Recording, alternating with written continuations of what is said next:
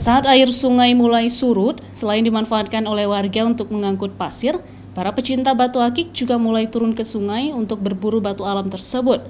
Biasanya pecinta batu akik akan menghabiskan waktu berjam-jam dalam sehari untuk memburu batu incaran. Jika sedang beruntung, mereka bisa membawa hingga puluhan batu dengan berbagai macam jenis, motif, dan warna yang berbeda-beda. Salah satu yang paling banyak ditemukan di Sungai Pesangan ini adalah batu akik jenis Sulaiman yang memiliki motif garis-garis dengan gradasi warna yang berbeda. Salah satu pecinta batu akik yang rutin mencari batu di sungai tersebut adalah Edi. Ia bersama teman-temannya turun ke sungai mulai dari jam 3 sore hingga jam 6 sore dalam sehari. Ia mengaku tak pernah pulang dengan tangan kosong. Dalam sekali turun ke sungai, 1 atau 2 batu pasti ia dapatkan.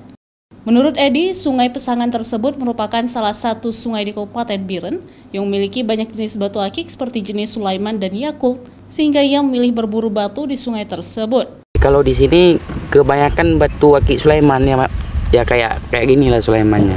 Cuman ini agak kecil tapi tampak istimewa juga. Ada jenis Yakult, Yakult merah, Yakult kuning, Yakult kristal putih. Ya macam yang saya pakai ini juga. Yakult kuning. Kalau masalah harga batu akik ya tergantung minatnya orang.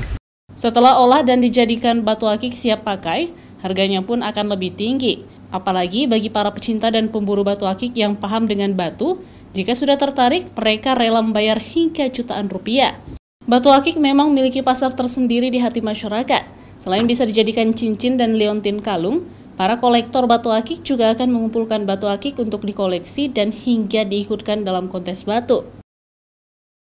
Syahril, Kompas TV, Biren.